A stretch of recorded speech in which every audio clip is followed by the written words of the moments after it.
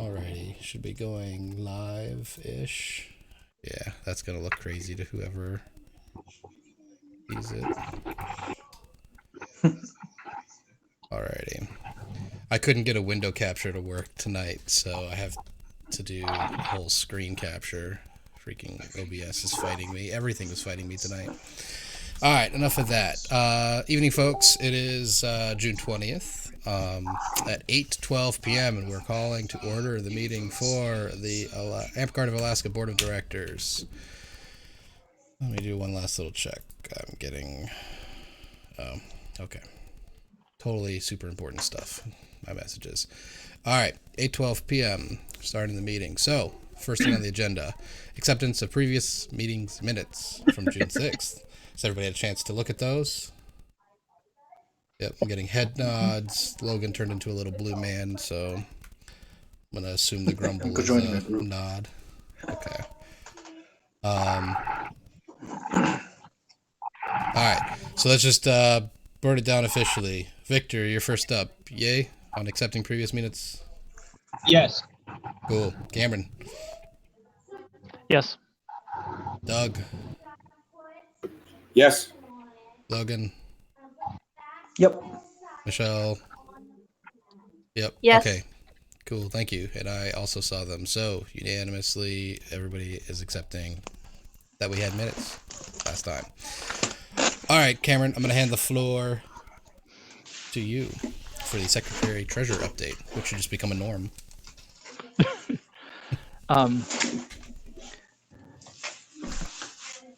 So I am, let's see, I'm up through June 30th of last year in going through auditing the overall records. Didn't spend a lot of time on that this past couple weeks because we had the matters of concern with getting set up for the Highland Games. So I've been focusing on Matsuboro Palmer business licenses, which involves Palmer sales taxes. So that's really my main thing, is the sales tax piece, which is the next item on the agenda, more or less. Right. We can want to bleed straight into that if there's nothing else. Yeah. So I've reviewed our records primarily from Square as far as income on Palmer taxes for the 2017 and 2018 state fairs. We do not have any records accessible to me of having paid taxes. The city of Palmer believes we have not paid taxes on those.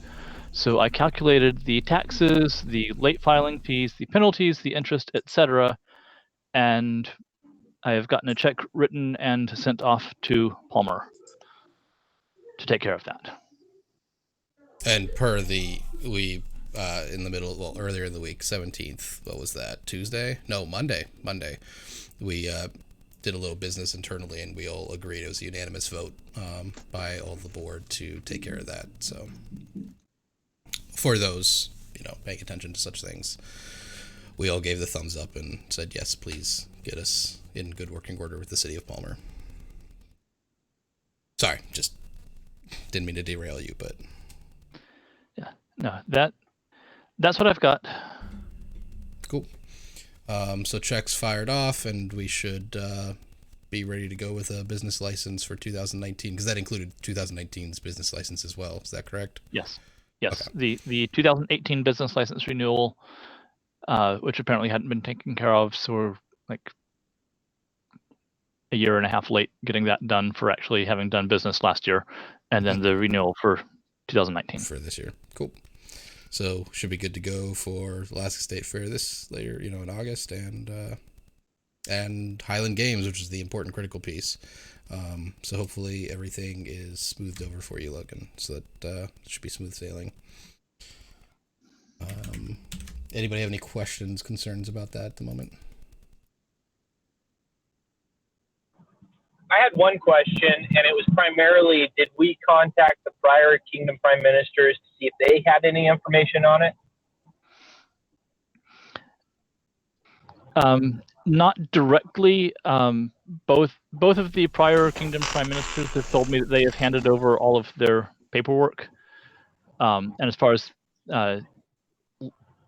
paperwork, I looked through that and didn't find anything. As far as recorded records in our ledger, spreadsheet and Google Docs, that those balance with our accounts and have no record of having paid taxes. So. And as far as the business licenses go, at some point while I was going through all this stuff and before I had actually called the city of Palmer, I did ask Mara if she was aware whether we'd had a business license, and she said she thought that we had a tendency to buy special event business licenses that are good for short-term events, and did not have a tendency to get the actual annual permits, although I think she agreed that would probably make more sense to do that. But yeah. For people who don't know, the annual business license for Palmer is $25, and the state fair only business license for Palmer is also $25. So if you do the state fair license for $25, a special event license for $10, another special event license for Dungeon and Crawl for $10, a special event license for Wolf's Cry for $10, it's more cost effective to just buy the 1-year license. The whole year, yeah. Are we sure that we don't need a state fair license in addition to or aside from our regular business license? I can double check that, but reading over it, that is my understanding. Okay. A business license. It just seems like it would be very strange on their end to set the price the same for the two, because that seems like something they would have been like, well, Maybe. Yeah, that seemed odd to me, but those were the prices listed, so. Yeah, no, just maybe double check to make sure we're actually getting ourselves in compliance when we think we are. Still, even so, if we did 3 $10 special event licenses for Highland Games, Dungeon Crawl, and Wolf's Cry, that's still $30 versus the $25 for a full year license. Yeah, no, don't get me wrong. I absolutely think we should be just picking up an annual license as much as we're doing in Palmer. And if nothing else, the simplicity of not having to have the autocrats secure licenses for their events would be worthwhile, in my opinion. Yeah. Yep. One less thing they have to deal with. Any other questions about that item tonight? Okay. Jumping on to the next topic. Let's see, how do I want to do this? I think I put this in the backwards order. That makes sense. So, just officially, we're doing this on the BoD side. We'll talk about it on the CoC side as well, but I'm adding a official BoD meeting on July 28th at, I'm guesstimating to be about 10 a.m., trying to be kind. That will be the initial meeting for the next wave of the board of directors and new officers as they're coming on board. That way they have it on the books, and they can get going with business, like assigning vice president and liaison and all that kind of stuff right away. And that's 10 a.m. is, a little, an hour into the average start time or average projected start time of the leadership conference that tends to happen on Sunday mornings at Wolf's Cry. So there will be a meeting morning, July 28th on Sunday.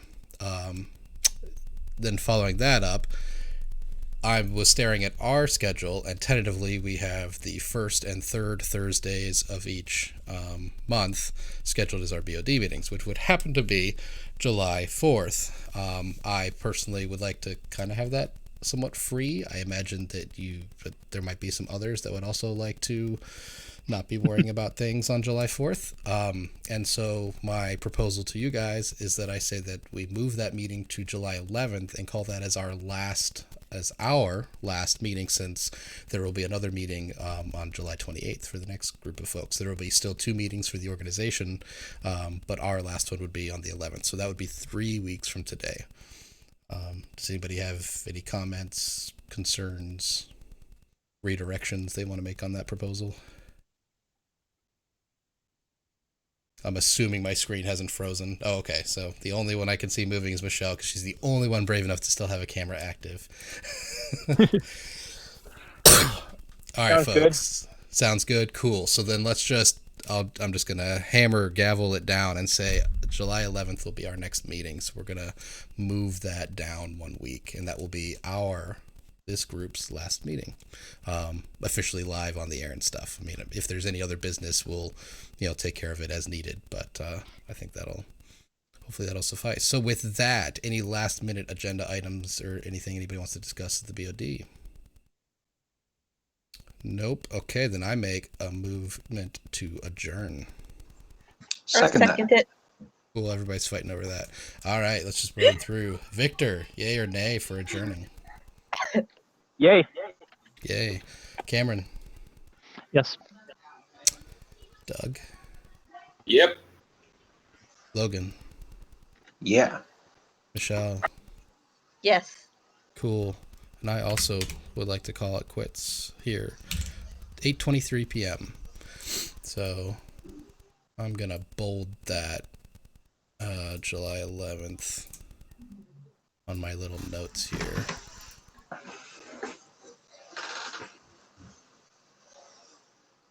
My two things, sorry. Doing stuff live, right? Cool. Closing that, so...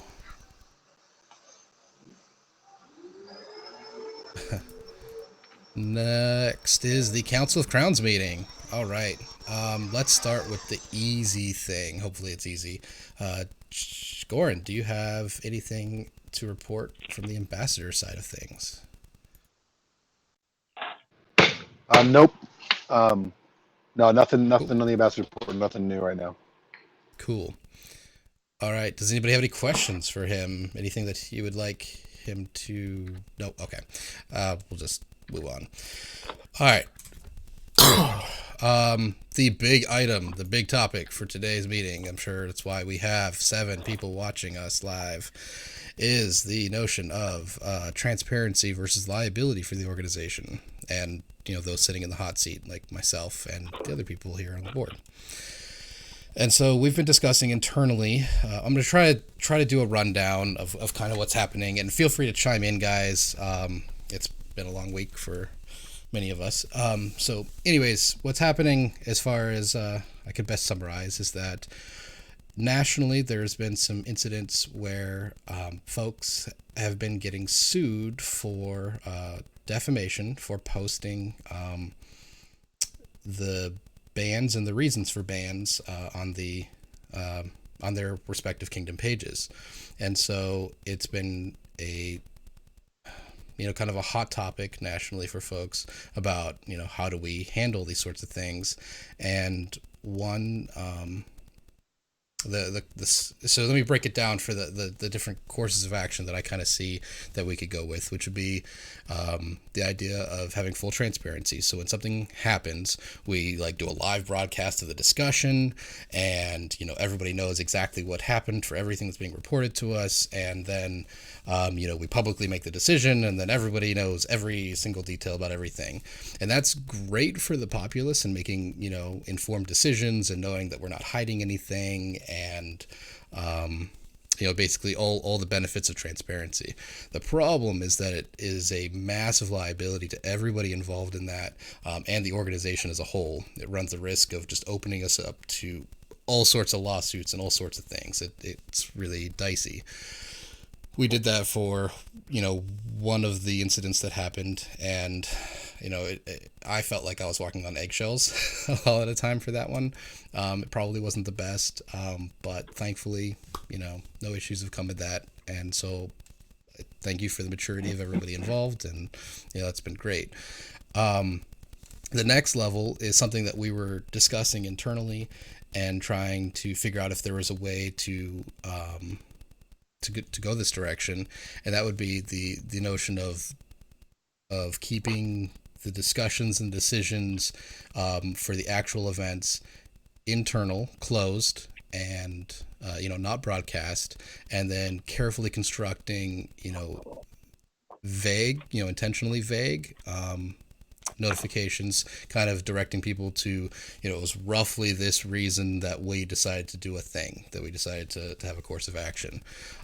There's still liability involved with that because, for example, my understanding is that somebody posted that, somebody was expelled from the organization in their kingdom, and they just listed a COC number, and that was it. But that was enough that there's actual litigation, and it's going through the court system right now. Is that a just enough explanation or summation there? Jason, you were the one that was sharing that with us earlier, so I just... Yeah, I mean, that's what happened. It happened in one kingdom where somebody got banned, and they just did the standard ban. This person is, suspended indefinitely for violating this number of the COC, and that was it. And the person then sued both the kingdom and the monarch as an individual, saying that by putting that out there, that caused people to form, opinions, and it caused real damage to their social life, their ability to get jobs, blah, blah, whatever. And a lawyer looked at that and said, "Yep, that's a case I think I could win," and took his money. I mean, that's, lawyers don't like to take cases they don't have no hope of winning. So if it gets that far, that means that there's that at least that one lawyer believes that they've got a chance. Yep. And so realistically, you guys can imagine a scenario in which, being accused of violating a certain part of the COC, people start imagining what that is. It starts to spread rumors. It starts to it could cause real damage to a person. And the big thing for us to remember is that as an organization, we are equipped to investigate a situation to the point where we decide whether or not we want to associate with a person. We can safely do that. We can't, as an organization, we're not trained to investigate something to the point where we can say without a doubt that something happened or didn't happen. And that's where we can start getting in trouble, because then if we get sued, someone can, a lawyer is going to flat out say, we didn't do a proper investigation, we didn't do due diligence, and things like that. And so when it gets to the point where we're trying to say that something happened or didn't happen, and we're asserting facts and things like that, that's where somebody can start arguing with us. But if we just get to the point where we say we don't want to hang out with this person anymore, there's literally nothing to argue with. The Constitution gives us the right to do that. So there's not a lot of handhold for anybody for legal action. Right. So that would be the third version that I was building up to, which is the idea that we just do closed sessions when we have to discuss incidents, and when it comes to an announcement, we are simply exercising our right of disassociation and saying, thank you, but you're no longer welcome in our group. And unfortunately, that has the flip side of something that's kind of happening right now, which is that the populace is in the dark about any reason why, and it gets more difficult for individuals to decide if they want to, exercise their rights of, petitioning, an old thing and getting involved in the process, because we, aren't providing any details or any information for them. And so that's kind of where we are. And it's been a pretty active conversation, at least for the last few days, where we were trying to figure out, like, hey, what are we going to do? And I started off, I was never a big fan of the completely full transparency, because I could feel the risk and the liability there. That's, just dangerous. Plus it has the issue of, not being, I guess, particularly kind or respectful of the folks that we're discussing the incidents around. So, no need to destroy somebody's reputation over an incident that happened at a, for fun, social function, effectively. But I was trying to construct a statement for you guys that could kind of hint towards something, and give you guys some basis of why is somebody no longer want why are we no longer wanting somebody to be part of the group. But the longer I thought about this, and there are some other things that were happening kind of that we'll have to discuss in a closed session, but there's some other things that started happening that made me really go, this is really a bad risk for the organization, because it can be a mess. It can really blow up on the whole thing. It could destroy, Ampguard in Alaska, at least on a business and official level, which would be a terrible thing to lose for us. We're trying to save money for cool things like, massive Legos and, other cool stuff. And that could all evaporate pretty instantly if something went sour here. So I throw this out to the rest of you guys, and I'm going to try to keep the discussion live long enough that those that are watching on YouTube, if you guys want to leave messages, I see that some folks have started doing that, and if there's anything particularly poignant, I'll try to pull it out and share it with the rest of the COC. But I want to make a decision with the rest of you guys and see where we want to be for the immediate case here. I think that the risk is relatively low, but we're also trying to set a precedent and a basis going forward and kind of a policy, so we don't leave the next person kind of hanging if we set this idea. If we decide to go with a closed concept, then that'll be a good standing for the next people to deal with it. So do you guys have any comments or questions you want to make? Anything that I missed in the discussions that you feel like is worth sharing?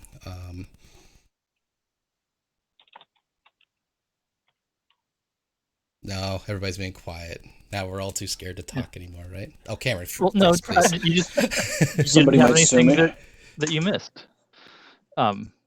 If you just want discussion, I mean, Sure, yes, it's open to discussion as well.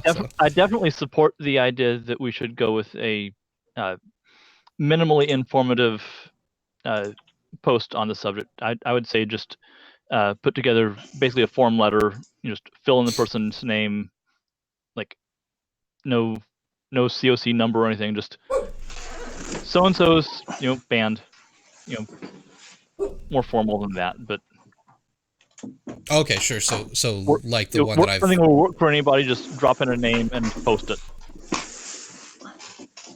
No details. So, some things to point out, because I know that there's always some folks that are like, hey, we want to know what's going on, blah blah blah. There's some things that are important to keep in mind, especially for those of you guys that are not on the council that are listening through the YouTube channel or whatever. One, as individuals, we really don't have a right to the details of any particular situation like that. I know that we may want to, and the membership at large may feel like it needs that sort of information in order to use the all thing effectively if they need to. One thing is that most kingdoms, they just require 2 officers to make this decision, either the king and the prime minister or the king and the GMR, right? So here we do a little bit differently. And so essentially, knowing that some of this information is risky to publish because it puts us at risk, we have 1 member of every single park and then one member of the kingdom that are elected to deal with these issues for us so that we're not at risk as an organization. That's 6 people. And if you can legitimately think of a scenario where 6 people from across the entire state are going to form a conspiracy to ban somebody for something that they didn't deserve to be banned for, then our whole system is jacked and we shouldn't even be electing officers. I mean, at that point, so realistically, like as someone who's about to, step off the council, even in a peripheral way here, I have no problem with the idea that 6 elected officers from across the state can handle this stuff for us, and we really don't need to know what's going on. And in the freak situation where we uncover something or we just determine that they were completely out of line and off base, we can invoke an all thing and demand that they release the information if we as the membership want to take that risk on for the organization. Like, we have the ability to do that. But realistically, like, unless there's something really weird going on, we really don't need that information. Not even a little bit of it. They got banned. It sucks, when we move on. Because again, we've elected 6 people to handle that for us. So I've got one comment here from the YouTube channel, and I think it's kind of helpful in terms of, I don't know. They say I didn't vote people to micromanage. Yeah, I didn't vote people in to micromanage them. I voted for them to represent me. I don't need to know why certain people should be banned. So I don't know if that's helpful to any of you guys, but there was a thought. It's the same kind of, and we all have to fight. Like, I have to fight it too, but we all have to fight the desire to know just for the drama factor, because we all just want to be involved with everything that's going on. And usually when somebody gets banned, it's kind of it's a talking point. People are talking about it. They're asking everybody else what's going on.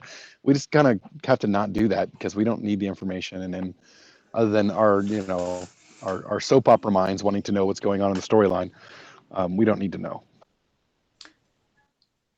So I do, so I understand our liability, and I hate it. I hate that we have to potentially sacrifice transparency for the sake of protecting ourselves and the organization. I also recognize the necessity. I do recall one incident a little while ago where somebody did attempt to get a petition going to bring back somebody who definitely shouldn't be coming back. So they had talked to that person and told them, "Oh, I got banned for this," and they're like, "Oh, well, yeah, that's fine. I'll raise a petition." And then when that person who raised the petition initially was told, like, this is what that person got banned for, they're like, "Oh, wait, never mind. That's not something we should be trying to bring somebody back from." And I mean, in that case, I don't recall if our leadership was involved in, putting that information out there or not. But I would hate to see something like that go through and have somebody come back who we definitely don't want. Sure, and so there's some subtle differences there, and I'm actually glad you brought that up. There's a difference between publishing the information and then having a discussion with a member one-on-one if they were to bring forward a petition or something like that. There's just a huge difference between those two things. It doesn't mean information can never ever be shared. That's not the same thing as publishing it publicly or internally to all of our membership. One of them is damaging and can be sued against. One of them is potentially not, or the risk becomes substantially smaller. If somebody comes to you with a petition and you're like, all right, let me give you a little bit of background. You don't need to know all the details, but I can give you some to determine whether or not you really want to move forward with that petition. That would be acceptable, I would think. And that's kind of where I was going with that, was just to make sure we're not, that we're staying aware of that side of things, I guess. I ping-ponged this issue in vague terms off of some ex-lawyers because I, happen to work with a few of those, and in a totally non-official, completely, cannot back this up sort of sense, that was one suggestion that was given, was you could don't publish things on Facebook, don't put stuff in writing, but doesn't mean you can't have discussions with folks, in vague terms. Obviously, don't go spreading rumors or anything like that, but right. I mean, the idea is to protect yourself legally. You don't transmit information in a reproducible fashion.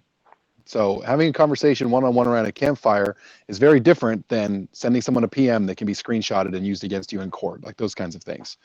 So we just want to make it not easy. If somebody does want to sue us, we don't want to give them ammunition, and make it easier for them. Make it as hard as possible.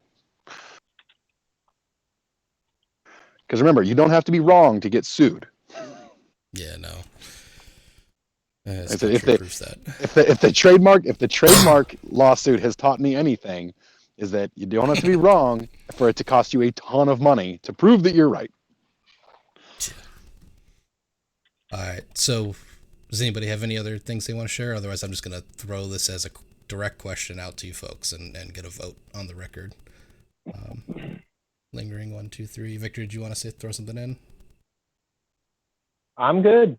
You're good? Okay, sorry. It just looked like it. The camera, people watching the stream will know why I asked. Anyways, so the question for you folks is, moving forward, shall we go with the most protective and obscure, keeping all future announcements as just the vague so-and-so is no longer with us, thank you, and here's the announcement, and keeping the information closed until absolutely necessary. So moving forward, is that the way that we'll operate and do business? Victor, yay or nay? Yes or no?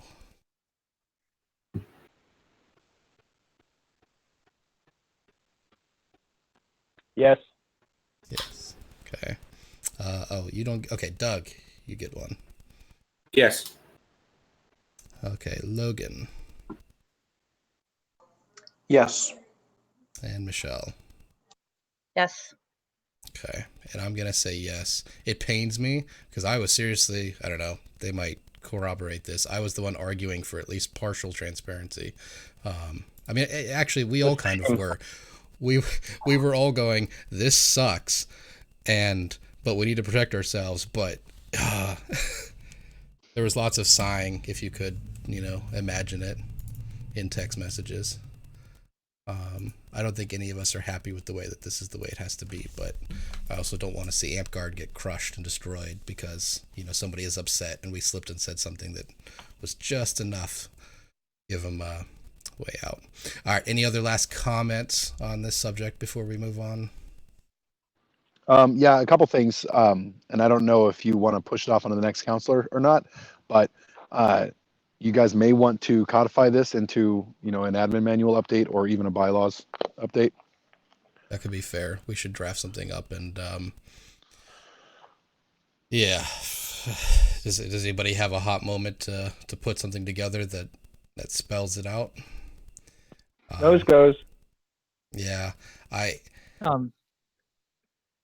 could probably, since I've already been looking at reviewing changes to the bylaws and admin manual to more conveniently handle the idea of banning someone versus, the membership termination language that we're currently using.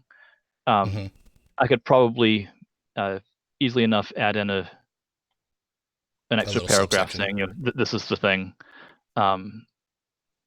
In the meantime, before that, depending on how long bylaws and admin manual changes want to go, I could put together a board resolution with appropriate text to be adopted. Okay. All right, so we have our volunteer. Thank you, Cameron. Alrighty. So the fun part of every meeting that I've been doing since the summer kind of rolled in, Frozen Odyssey is this weekend. Any last minute things you want to throw out there to folks since we have a captive audience, Victor? Oof, we got so much going on. All I can really say right now is if you're not part of the event page, get on it. That is where all relevant information is going. I do have one free ticket left. If anybody is caravanning down, please communicate with me. The drawing did not take place because nobody put their name in the hat. So I still got those free tickets. I've been handing them out. We got shirts being made up that are going to be given out as awards. We got swords, horns, garb, all kinds of stuff that's getting handed out at the end of the event as prizes for doing awesome stuff while the quest goes on. So yeah, come if you're not a part of the event page, get on there, see what's happening, make up your mind, and get down here. Starting tomorrow at 12. Tomorrow 12. Cool. So yeah, Frozen Odyssey this weekend. And by this weekend, I mean tomorrow at 12 in Kenai. And there's maps, directions, all that stuff on the event page. And then the next weekend, right? That's how things line up. Yeah. The next weekend, we've got Ravenstone's new summer event, Haven Glow, as well as the Highland Games in Palmer. That's happening at the Alaska State Fairgrounds. Is that correct, Logan? Yes, that is correct. I believe parking and everything's at the Red Gate. Okay. So Red Gate, I'm sure there will be probably signs. They want to advertise their thing. And how are you doing on volunteers? You got most of those shifts filled, or still looking for a few folks? I had one who had to drop off the mid shift. That's not too big a deal. The closing shift, I only have Malik and me on right now. So if I got one more person, that'd be pretty doable. Two would be great. But if I can scrounge up one more person, that will be fine and solid. Cool. And that will get you in for free as well, right? If you're volunteering? Yeah. Yep, cool. All right, so if you want to check out the Highland Games, volunteer for a single shift. That runs about 4.5 hours for a shift for that last one? Yeah, that's correct. And then, okay. And then teardown will be right after that. But teardown's going to be real quick and easy because I'm not building because it's a single day event. Yep. And we'll get to be trying out the new archery range too. That'll be a feature of it, right? Yep, I'm going to pull that out of storage tomorrow and set it up for testing so that we know how it goes before we actually put it out, but I'm really looking forward to trying that out in an event. Cool. All right, so that is next weekend, Ravenstone's event and Highland Games. And then the weekend after that, on July 6th, is the Highland Games in Homer. And just continuing right along, the weekend after that, we have Kingdom Crown Qual. Well, there's Crown Quals across the entire kingdom, and specifically the kingdom's Crown Quals will be held Sunday, July 14th, in Ravenstone. So we're going to invade Ravenstone and throw in all the kingdom stuff. So everybody running for kingdom positions and anybody who just wants to compete at the kingdom level. Ravenstone, Sunday, July 14th. I think noon is the official start time. Show up a little bit early to make sure your items are in and properly flagged, and make sure your write-ups are solid, and leave a slot for an item number. I'm sure we'll have more hints and tips as we get closer to that. And then the following weekend is Northreach Elections, July 20th and 21st. So at your respective parks or your park days, you'll be voting for who's going to be filling in all the positions. There's a couple of them which have multiple people, but a lot of them are going to be no confidence votes, if I remember correctly. So if you have not yet and have an interest, get your letters of intent in. I think, when does that close, Cameron? I'm spacing the date. Off the top of my head, it's the last weekend of June. Okay, so the 29th, 30th-ish. Get them in within the next week and change then. Is that fair? Actually tell you in just a second when I've pulled back the calendar up. Okay. So letters of intent. Those are coming up to be due. Also, if you would like to... I don't have it in my list. I must have lost it somewhere in my list, but I remember it. If you would like to autocrat Wolf's Cry 2020, those bids are due July 3rd. So that is within 2 weeks from today.